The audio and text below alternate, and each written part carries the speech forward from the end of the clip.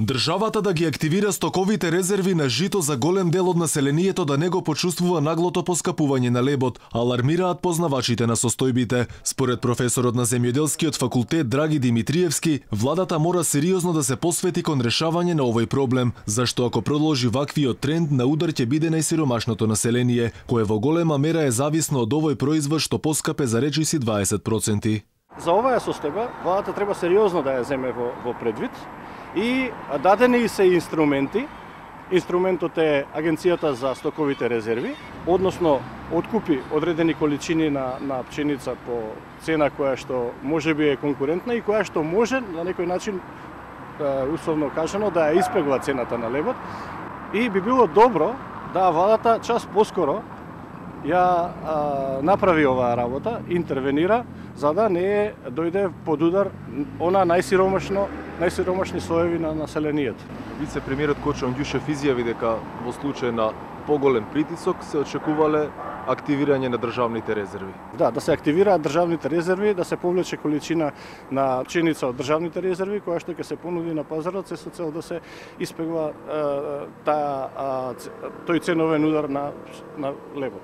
Според познавачите на состојбите, се поизвестно е дека ваквата спирала на поскапување ќе повлече и раст на цената на низа други производи. Вела цената зависи од трошоците на производството на леб, а тие изминатиот период драстично се зголемиле. Прва на удар велат беше пченицата, која земјоделците беа принудени да ја дадат речиси без заработувачка. Постои можност, затоа што ако причината она што слушаме дека е покачувањето на цената на пшеницата на пазарот, од тој производ, од таа цена зависат и многу други. Да речеме, веднаш тука е во прашање добиточната храна, која што влегува како трошок во сточарското производство, кое што може да се очекува да ги повлече и раст на цените на сточарските производи.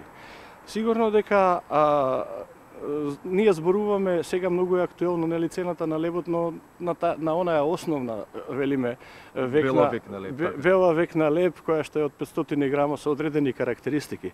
Меѓутоа сигурно дека другите категории на леб и белите пецива, сигурно дека цените тамо ќе растат. И може да растат и значително повеќе. Сето тоа значи може да придонесе да се зголемува таа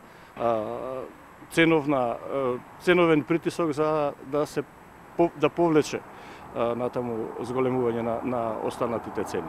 Поскапиот леб ќе подгре инфлаторната спирала и ќе поттикне раст на цените и на други производи, предупреди Народната банка. Оттаму вела дека бурно ја следат состојбата, но не може да влијаат врз одлуката зашто цената се формира на слободниот пазар.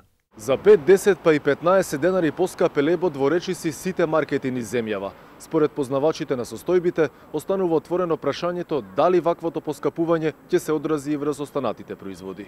И додека расте цената на лебот, порасна и трошоците на живот во ноември во однос на истиот период лани, потврдија податоците на Државниот завод за статистика. Граѓаните се жалат зашто како што велат едве врзуваат крај со крај и покрај тоа што статистички бележи благо покачување на просечната плата, поради порастот на трошоците за живот речиси никој тоа не го чувствува. Предходно Меѓународниот монетарен фонд посочи дека животниот стандард може да се зголеми единствено со реален раст на економијата, но во најновиот извештај ММФ ја преполови проекцијата од 3,2 на 1,6% и ја смести земјава на последното место во регионот. Предходно и Светска банка ги спушти очекувањата на 2,5%.